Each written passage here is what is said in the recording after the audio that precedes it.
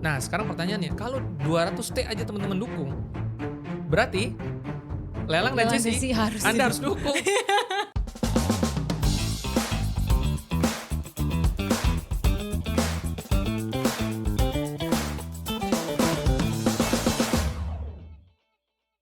Hai sahabat Bangun Indonesia, balik lagi sama aku Amelia Marda di podcast Bangun Indonesia. Wah, seneng banget, setiap episode kita akan ngebahas berita yang memang lagi viral banget.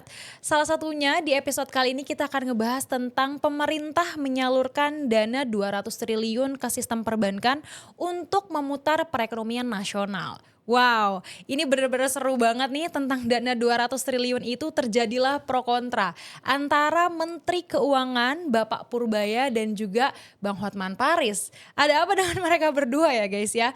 Karena dari Bapak Purbaya sendiri sebagai pahlawan ekonomi yang memang bertugas untuk menjaga stabilitasan sistem keuangan, ya kan? Tapi di sisi lain Bang Hotman juga bilang atau protes kenapa bunga deposito ini bisa turun. Nah, kita akan bahas nih seru banget bareng Bapak Franciscus selaku Direktur dari PT Agen Properti Indonesia. Gimana nih Pak, kira-kira ada tanggapan yang berbeda dari Pak Purbaya selaku Menteri Keuangan dan juga Bang Hotman Paris. Menurut Pak Frans gimana nih Pak soal itu? Iya, sejak Pak Purbaya dilantik udah jadi media darling sampai sekarang ya. Ya. Tentunya topik-topik banyak yang menarik dan kita bisa kupas dari banyak sudut pandang juga. Dan ini menurut saya juga sekaligus menjadi pembelajaran yang menarik untuk kita bersama di masyarakat. Sedikit banyak jadi tahu kan, mau nggak mau jadi belajar juga nih Iya. ekonomi seperti apa, efeknya seperti apa gitu ya. Dan dalam hal ini ketika kita lihat di mana Pak Purbaya guyur 200 triliun lalu Pak Hotman ya, wah komplain nih, waduh suku bunga jadi turun nih, Iya. deposito harusnya dapatnya berapa, sekarang dapatnya cuma berapa gitu Iya. kan. Nah menurut saya wajar-wajar saja ya, dari sisi Pak Hotman komplain, tapi juga kalau ngelihat dari sisi apa namanya, Pak Purbaya dengan supaya stabilitas ekonomi terjaga. Iya. Nah, kenapa bisa turun ya udah pasti kan karena kan ibaratnya gini, kalau kalau bank itu dia kan sebenarnya produknya adalah kredit ya. Iya. Nah, kredit ini kan sebenarnya dari himpunan dana masyarakat kira-kira gitulah, Mm-mm. ya kan? Bukan uangnya si direkturnya sendiri atau si bank itu sendiri gitu. Artinya ketika bank ingin menyalurkan kredit, ya kan? Maka dia pasti akan ada himpunan dana dari masyarakat. Misalkan kita buka akun di bank gitu ya, Iya. mungkin taruh deposito dan sebagainya gitu. Tapi ketika uangnya berlebih, berarti kan tidak ada suatu kebutuhan dari bank Iya. untuk narikin uang masyarakat, kira-kira bahasanya gitulah secara Oke. pasar gitu ya. Oke. Nah otomatis karena dia udah nggak ada, bukan nggak ada kebutuhan lagi, sekarang ini kebutuhannya bukan di sana lagi, karena 200 triliun udah masuk. Oke. Ya kan? Kalau 200. kalau tadinya likuiditasnya kurang, dia akan coba tarik-tarikin uang dari masyarakat supaya ada likuiditas, Ya. supaya bisa disalurkan lagi secara kredit. Karena memang itu produk perbankan, kredit. Iya. Ya kan? Nah, dari kredit itu Ya. ada bunga, dapat pemasukan, ekonomi berputar dan seterusnya. Nah, tapi karena tiba-tiba 200T dibagi berapa? Bagi 4 ya, bagi 5 ya kalau nggak salah ya. Oh ya, ada beberapa bank ya. Ada bank gitu kan. Nah, maka ya prinsipnya kalau kita bicara 50 triliun juga tiba-tiba bank dapat kan likuiditasnya tiba-tiba banyak. Nah, otomatis gimana caranya agar direm dulu nih untuk menarik uang dari masyarakatnya supaya ibarat kata sekarang fokusnya si bank itu adalah menyalurkan dana yang udah masuk dalam jumlah besar tadi dari pemerintah Iya. agar terserap lewat kredit. Jadi di satu sisi dia harus injek gas untuk penyaluran kredit, Oke. di sisi lain dia injek rem dong. Karena kalau misalkan bunga depositonya tetap tinggi, mungkin orang tetap nyimpan gitu loh. Nah ini kan berarti kan diturunin, ya kan? Makanya Pak Purbaya agak-agak ngeledek juga kan ke Pak Hotman. Iya memang itu tujuan saya katanya, gitu ya. Tapi Pak Hotmannya tetap nggak terima karena Ya bunganya turun. pastilah kan rata-rata kelas menengah ke atas ngandelinnya Iya, iya. deposito, Yes. low risk high return kan. Iya, iya. Ya tapi pasti kena efek.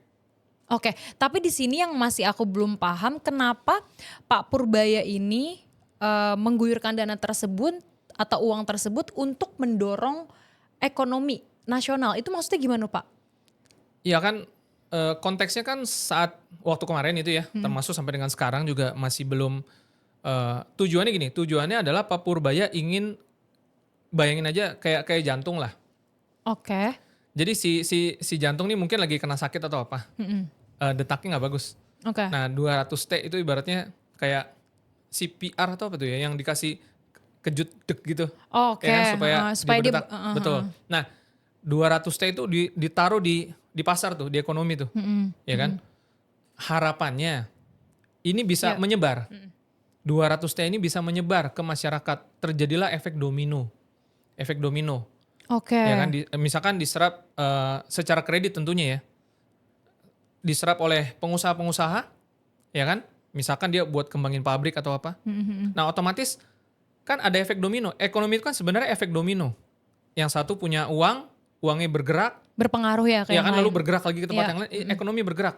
Harapannya begitu. Oke. Jadi intinya 200T ini sebenarnya diharapkan dalam bentuk kredit nih terserap ke masyarakat. Oke. Gitu. Nah, cuman efek sampingnya jangka pendek adalah bunga deposito turun. Iya, karena ini kan sebenarnya kalau dari sisi Pak Purbaya juga bagus juga ya, dalam artian untuk mendorong perekonomian Betul. negara juga kan. Betul. Cuman yang di sini posisinya adalah yang viralnya, yang ke blow up-nya, beritanya itu kenapa jadi bunga deposito yang diturunin kayak gitu. Oh ya, itu kan pasti kan ada efek sampingnya ke sana. Karena yang Iya, tadi iya. bank udah pegang duit banyak, Ya. tidak ada kebutuhan lagi, tidak ada urgensi untuk bank untuk menaikkan bunga deposito. Karena bunga deposito yang tinggi itu kan tujuannya apa? Menjadi daya tarik supaya Oke. orang yang punya duit dia taruh uang di bank. Karena apa? Karena bunganya gede. Itu daya tarik. Tapi dan kenapa harus ada daya tarik itu? Ya karena memang ada kebutuhan bank untuk apa? Likuiditas. Likuiditas itu artinya kalau dia pegang uang banyak, dia bisa salurkan juga banyak. Tapi ketika tiba-tiba jadi banyak udah yang dia pegang, dia tidak ada lagi kebutuhan atau urgensi untuk narik uang dari masyarakat dalam bentuk deposito. Makanya bunganya diturunin. Oke. Supaya apa? Saya udah kelebihan duit nih, kira-kira gitu kan.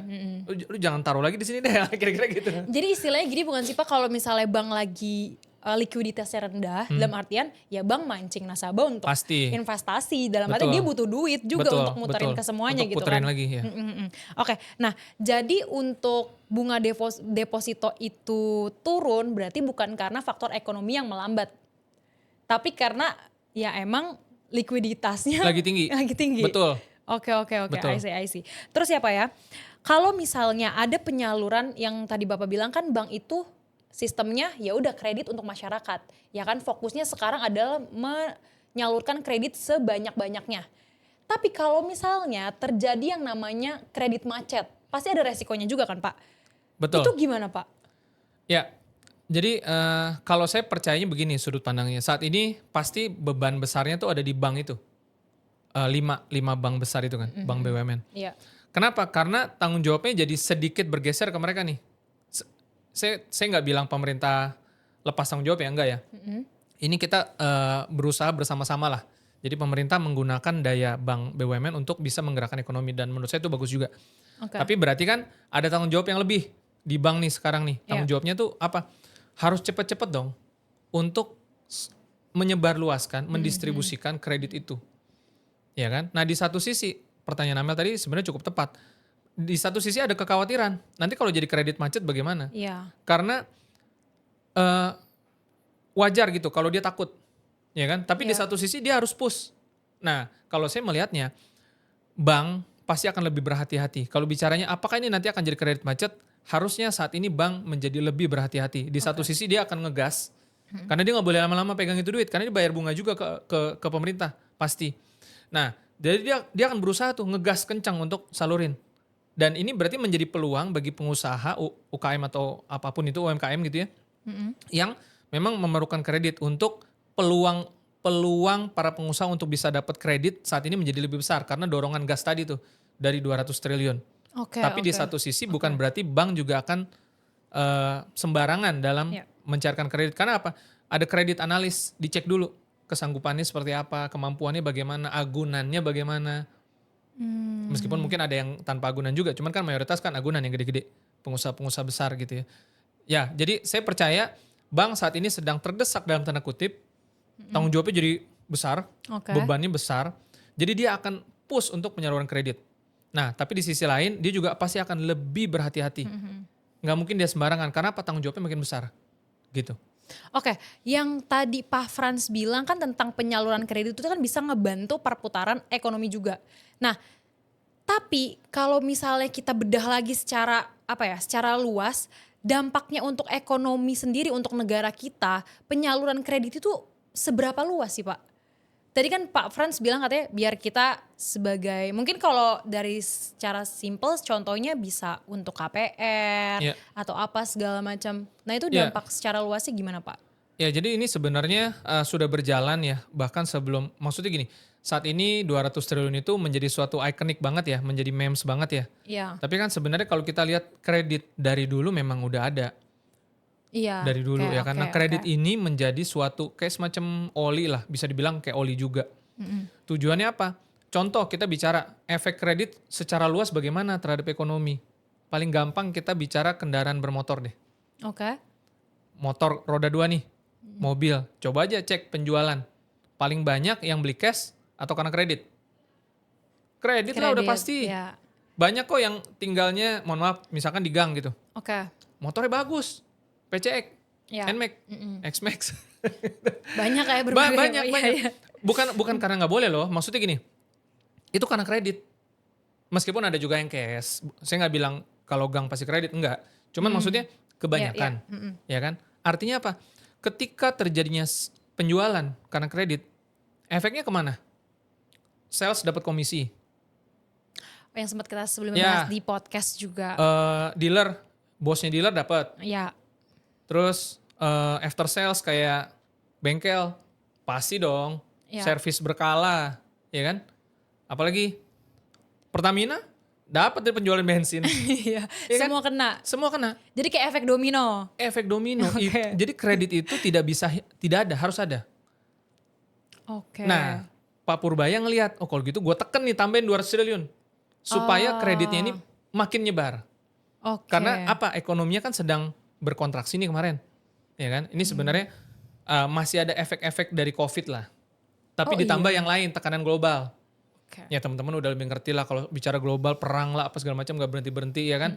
Belum lagi tarif dagang lah, aduh. Nah itu bikin ekonomi kita berkontraksi. Makanya dicoba dipompa sama Pak Purbaya. Lepas dari berbagai kontroversinya dan apa yang mungkin terjadi, nah kita bahas di sini kan.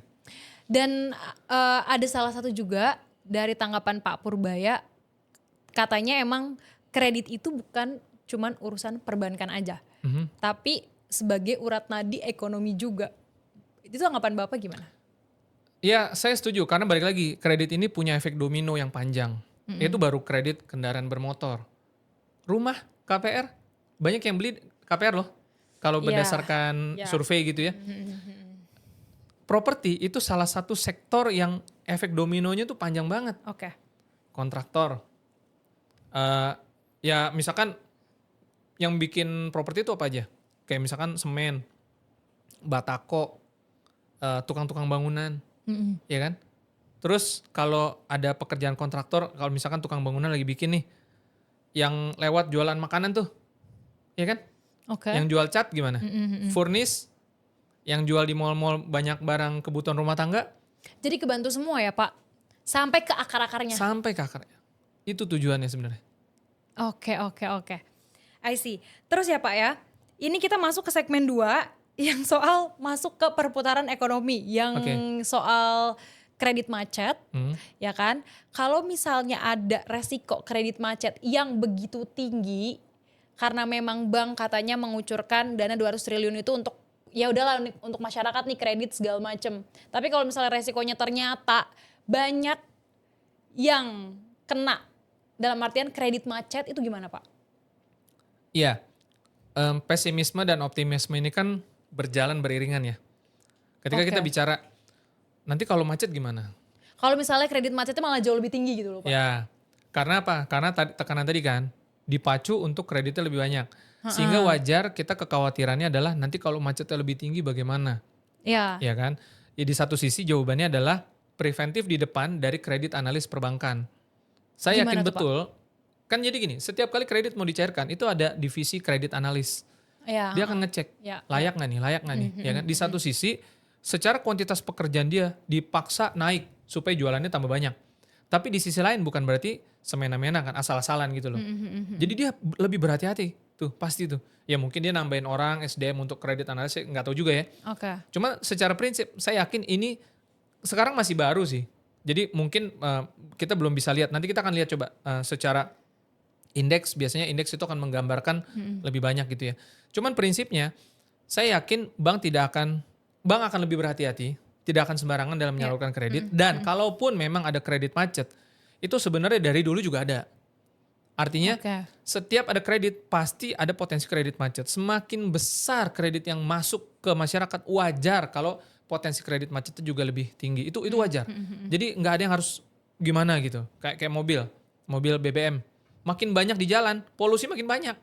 Mau itu semuanya merek tertentu ya, merek Eropa yang udah standar Euro berapa yang katanya polusinya bagus, tetap aja ada polusi. Nggak mungkin, coba aja kita di belakang knalpot gitu kan, tetap ada polusinya. Oke. Berarti kalau misalnya Pak Frans bilang tadi, pasti resiko ada aja. Pasti Apalagi ada. soal kredit macet, dari dulu juga udah ada kredit macet. Ya. Nah berarti dari situ gimana caranya kita sebagai, maksudnya mengkontrol, harus ada mekanisme yang bisa membantu perputaran kredit macet tersebut. Betul.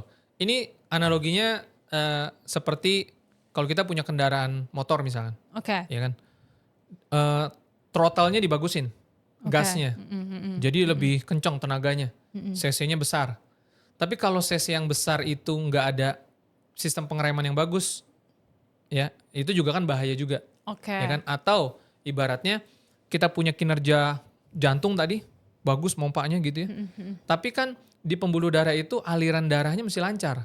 Tapi kalau misalkan dia mampet dipompa banyak juga, gizi yang harusnya atau oksigen yang harusnya dialirkan ke seluruh tubuh jadinya juga terhambat.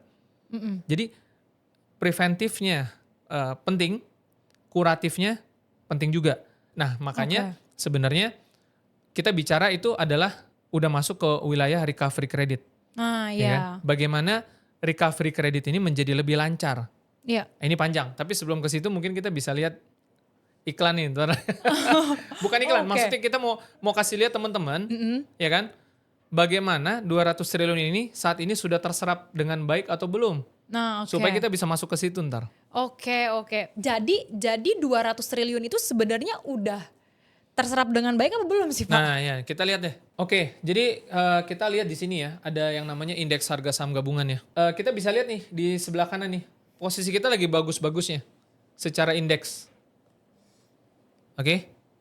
Nah tadi kan pertanyaannya adalah 200 triliun, apakah sudah terserap dengan baik dalam real ekonomi kita? Iya. Ya kan? Oke. Nah kita lihat dulu datanya nih. Datanya adalah indeks kita lagi bagus. Artinya kondisi ekonomi kita ya masih cukup safe lah. Oke. Ya, kita nggak bisa langsung bilang masuk ke dalam konklusi bahwa ekonomi kita sudah sehat dan pulih, enggak. Tetapi tidak seburuk yang katanya. Oke. Kita masih bisa napas lah dalam tanda kutip, masih survive lah. Karena indeksnya bagus. Beda ceritanya kalau kita lihat ada yang lembah-lembah begini, nanti teman-teman juga bisa lihat terjadi di 2020 setelah Covid dia kontraksi. Ya kan? Oke. Nah, contohnya 1 April ya kalau nggak salah ya. Ya, nanti di layar teman-teman juga mungkin bisa diperlihatkan ya. 1 April dia kontraksi dalam. Karena apa? Karena ekonominya lagi benar-benar susah tuh karena Covid kan. Tapi kurang lebih setelah 8 bulan sampai 10 bulan kemudian sekitar kenaikan pertama kurang lebih 1 Juli. Kita lihat dulu 1 Juli deh. Nah itu 1 Juli. Kemudian dia naik terus. Oh iya. Ya kan? Iya, Nah cuman gini, yang mau kita kasih lihat dari saham tuh gini. Sekarang indeks ini lagi naik ke 8.000 sekian. Tapi coba kita lihat beberapa saham di sini saya udah pilihkan, ada BCA dan ada BRI ya. Sahamnya lagi turun. Jadi berlawanan yang di sebelah kanan. Jadi kita lihat di sebelah sini dia turun. Ya kan? Nah kita juga lihat BRI deh. Ini saham bank sebenarnya mayoritas turun sih. Jadi kebetulan aja saya pilihnya BCA dan BRI ya. Nah ini juga lagi turun juga. Terus satu lagi nggak salah ada Mandiri deh. 3 bank saya pilih. Ini pilihan acak ya teman-teman ya. Teman-teman juga bisa lihat lagi saham-saham bank yang lain. Ini juga sama ya. Udah buka kan Mandiri kan turun. Ya. Nah poinnya gini. Indeks lagi naik. Perbankan masih turun. Oh, Nah, ngerti. kita lihat dulu 2020 nih. Balik lagi ke composite index. Ini 2020. Bulan tanggal 1 bulan, cari yang paling dalam aja. Nah, kiri lagi. 1 April lah. Ya 2 Maret 1 April lah. Itu turun paling parah tuh. Tapi kemudian kita bisa lihat dalam kurang lebih tanggal 1 Juli. Dia udah masuk di puncak yang sebelah atas sedikit ya. Belum naik banget tapi udah rebound. Terus kita lihat sekarang BCA, BRI, Mandiri di tanggal yang sama. Ini. Dari lembah dia turun naik ke atas. Oh iya. Nge-rebound, ambil reboundnya. Nah itu, balik ke BRI. Habis itu lihat ke Mandiri. Juli juga ya. Ini masih BRI. Nah ini Mandiri nih. Iya. Ini juga sama, 1 April naik ke atas. Bulan Juli ya, juga. Juli. Tadi BRI udah belum? Belum ya? Coba ke BRI lagi. Tadi udah. Nah ini 1 April. Ya sama. Ke bulan Sama naik ke atas. Juli. Juli juga. Kita lihat sekarang yang namanya itu. Saham-saham pertambangan. Ini juga random ya teman-teman ya. ITMG kita lihat.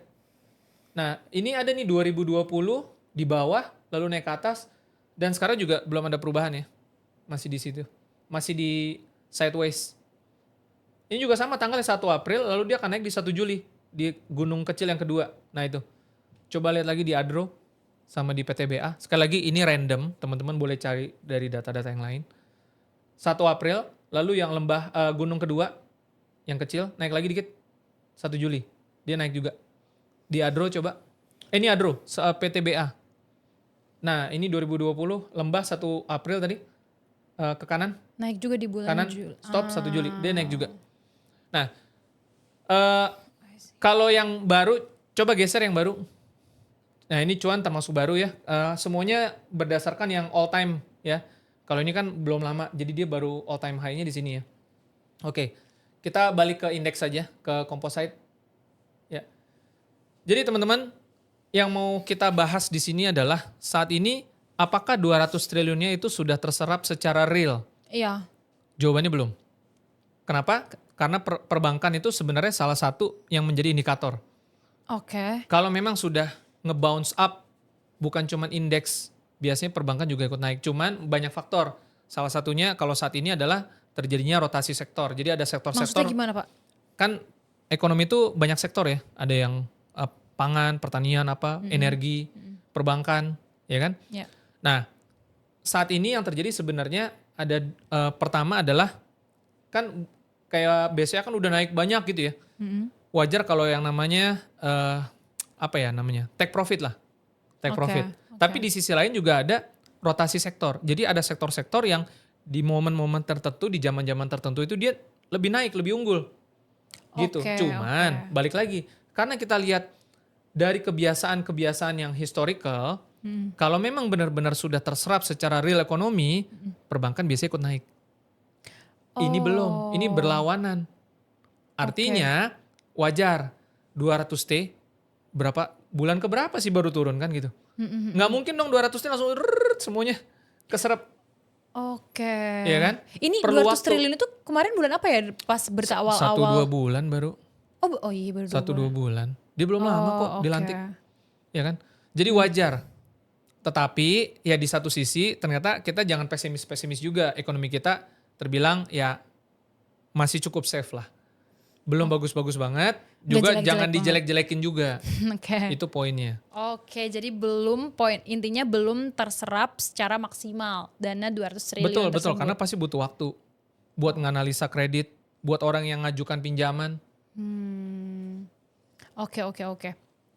Berarti ini yang kita balik ya ke sebelumnya yang tadi aku sempat tanya ke Pak Frans.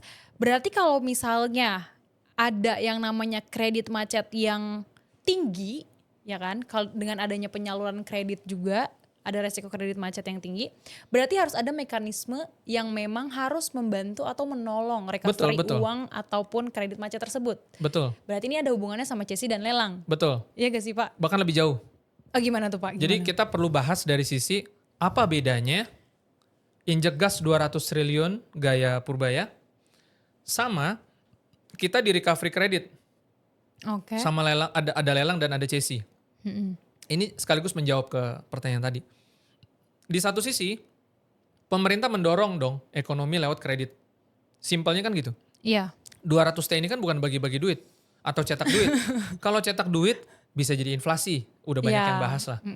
Tapi kalau model yang 200T ini kan bentuknya sebenarnya kredit yang harus diserap. Belum sampai menyeluruh nih penyerapannya, butuh Oke. waktu. Oke. Nggak mungkin tiba-tiba orang serbu bank untuk pinjam duit tuh nggak mungkin. Butuh waktu. Ada yang udah kepikiran Ya belum kan? minjem duit? Nah, sehingga gini loh. Kalau kita bandingkan dengan efek lelang dan CC yang recovery credit, ya kan? Sebenarnya ada perbedaan yang cukup mendasar. Lelang dan CC ini menghasilkan recovery credit. Itu dulu tujuannya. Oke, Lelang dan CC tujuannya recovery credit. Ya. Maka dampak efek domino ekonominya lebih langsung daripada taruh 200T. Dampak ekonomi dominonya lebih langsung. Efek domino ekonominya lebih langsung. Maksudnya Pak? Contoh, terjadi lelang laku nih. Oke. Berarti ada yang beli. Iya. Oke. Ketika ada yang beli, ada yang menang, ada yang untung. Ya. Ketika ada yang untung, duit muter nggak? Mutar. Pasti. Oke. CC ada yang beli, berarti Oke. ada yang untung dong. Nggak mungkin nggak ada. Kalau nggak ada untungnya ngapain? Nggak mungkin iya. jadi bisnis. Iya. Iya kan? Nggak mungkin ada yang beli. Ya. Baik lelang maupun CC. Harus ada untungnya. Itulah ekonomi.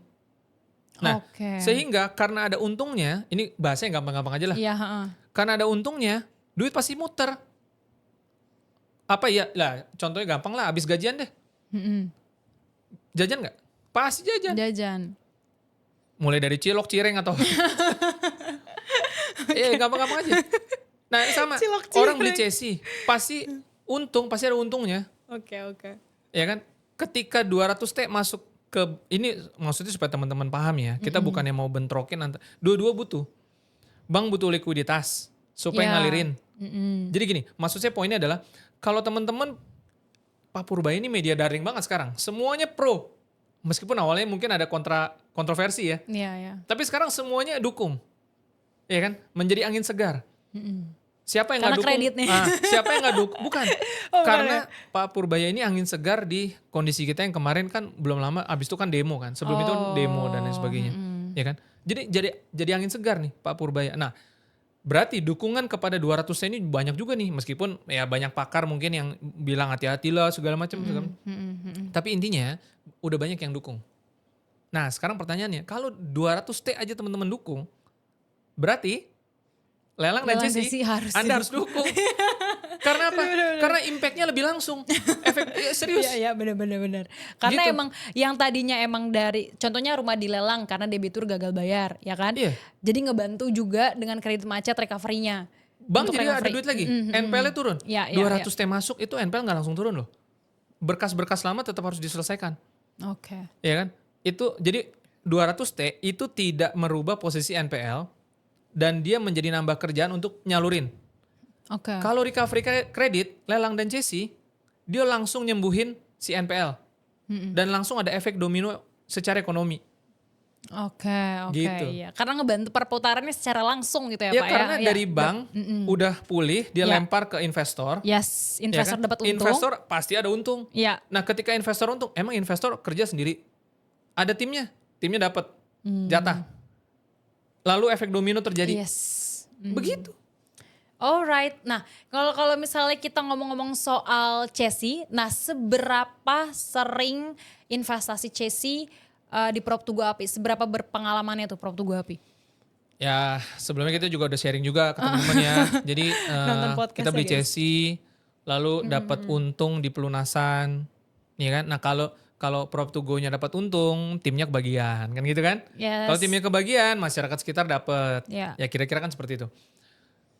Beli CSI, jual lagi lelang, untung juga udah pernah.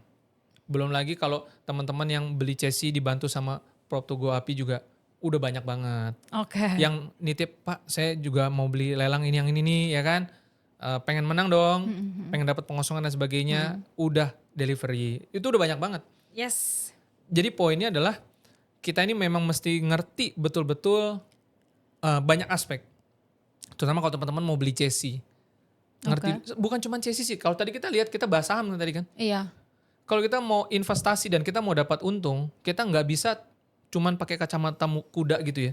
Saya cuman mau tahu untungnya aja. Saya nggak mau tahu yang lain. Yang lain tuh saya nggak mau tahu. Itu nggak bisa. Kita harus tahu supaya apa? Kita beli sesuatu saham investasi apapun itu, kita nggak bisa cuman beli untung. Kita juga harus beli resikonya. Yes, betul. Karena ketika kita untung kita makan sendiri. Begitu kita mungkin nggak buntung misalkan, kita nyalain orang kan nggak boleh. Ya. Ya kan? Jadi kita harus benar-benar paham. Nah, barulah kita investasi di situ. Seperti kata Pak Purbaya, kalau misalkan mau investasi, Gen Z ini terutama, jangan FOMO, jangan pinjol. Ya, betul. Oke, I see. Nah, kalau gitu kita balik lagi ke judul yang uang 200 triliun itu diguyurkan ke sistem perbankan untuk membantu perekonomian nasional. Tadi kan ada 2 tokoh, Pak Purbaya sama Bang Hotman. Kira-kira dari 2 tanggapan ini Pak, ya kan? Mana yang benar? Ya. Kalau menurut Bapak nih. Saya kalau jadi Bang Hotman juga mungkin komplain juga. Wajar, ya kan tadinya dapat 5%, jadi 2,5, wajar. Tapi terakhir Bang Hotman juga udah ini ya ngomong di publik juga, nggak apa-apa lah demi nasional dan sebagainya. Tepuk tangan buat Bang Hotman. Ya berbesar hati ya guys ya. Karena memang ya kepentingan nasional lebih penting. Dan bukan cuma itu, ada banyak instrumen investasi lain yang low risk dan high return selain deposito. Jadi yakin Bang Hotman akan ketemu juga instrumen lain seperti CSI contohnya. Iya, Bang Hotman harusnya mampirlah sini Tunggu Api. Benar gak Pak? Betul. Investasinya kan pasti diversifikasi juga kan, namanya investor udah mencela-mencela aja kemana-mana. Betul. Berarti kan ini kita juga, Pak Frans juga udah bilang kalau misalnya tadi resikonya kredit digeluncurkan banyak, otomatis resikonya juga akan besar, ya kan? Dan kita juga udah cari jalan keluarnya, yaitu gimana caranya kita cari mekanisme untuk recovery kredit atau uang tersebut untuk balik lagi gitu kan Pak ya. Berarti ini udah sampai di penghujung acara atau Pak Frans ada yang mau ditambahin lagi gimana? Karena kita udah membahas beberapa banyak faktor di sini ya. Ya jadi singkatnya adalah momen-momen sekarang ini kita dapat pelajaran banyak banget dari ruang publik ya, dari YouTube dan sebagainya. Dan harapannya tentunya kita bukan cuman jadi penonton ya. Kita bukan cuman jadi ngerti, tapi gimana kita bisa take action? Gimana kita bisa dukung pemerintah? Gimana kita bisa bangun Indonesia bareng, ya kan? Bukan cuman sekedar, 200T, Pak Purbaya kita dukung, ya kan? Oke. Tapi bagaimana itu bisa menjadi suatu langkah action yang kita juga dukung bangun Indonesia ini sama-sama. Ya, salah satunya adalah dengan turut membantu recovery kredit juga. Iya. Ya kan? Nah, Prof Tugu Api udah siapin. Oke, jadi tadi kan Bang juga di sisi lain ngebantu gimana caranya untuk recovery kredit segala macam. Nah kita nih sebagai orang awam gitu kan, sebagai Gen Z deh mau ikut andil gimana sih Pak caranya emang yang tadi Pak Frans bilang ngebantu untuk memutar perekonomian nasional. Ya ini udah ada aplikasi Asetap, download aja gitu kan untuk bantu recovery kredit juga. Betul, memahami dengan jelas lelang dan CSI sebagai bagian dari recovery kredit. Dan bukan cuma itu, tapi take action supaya bisa dapat cuan juga dari situ. Ya kan, seperti Bang Hotman pengen cari instrumen investasi selain deposito yang menarik, ya kan. Nah, maka CSI jawabannya. Ya, mungkin Bang Hotman mau datang boleh. Bang Hotman aku tag apa ya, aku DM dibales gak ya? Jadi memang teman-teman ini bukan Bang Hotman aja sih, maksudnya teman-teman, iya buat semuanya para investor yang ngelihat nih ini kan ada celah nih katanya deposito turun, ya udah beralih diversifikasi lah ya. Betul. Investasinya di CSI ataupun di lelang, udah ada platformnya udah jelas di Prof Tugu Api, gitu, udah masuk nih udah dikasih banget lebih jelas ya guys ya. Oke teman-teman, Pak Frans terima kasih banyak, kita udah ngebahas emang berita yang emang lagi happening banget, lagi panas banget, kemarin rame banget di TV ataupun di secara YouTube segala macam. Nah pokoknya teman-teman Prof Tugu Api jangan lupa untuk terus nonton videonya, nyalain lonceng notifikasinya biar kita upload video langsung nonton. Karena pasti yang kita upload atau Pak Frans ngasih ilmu ke kita tuh daging semua ya guys ya, berita yang lagi happening banget. Pokoknya jangan lupa nonton terus podcastnya Prof Tugu Api. See you guys there, bye.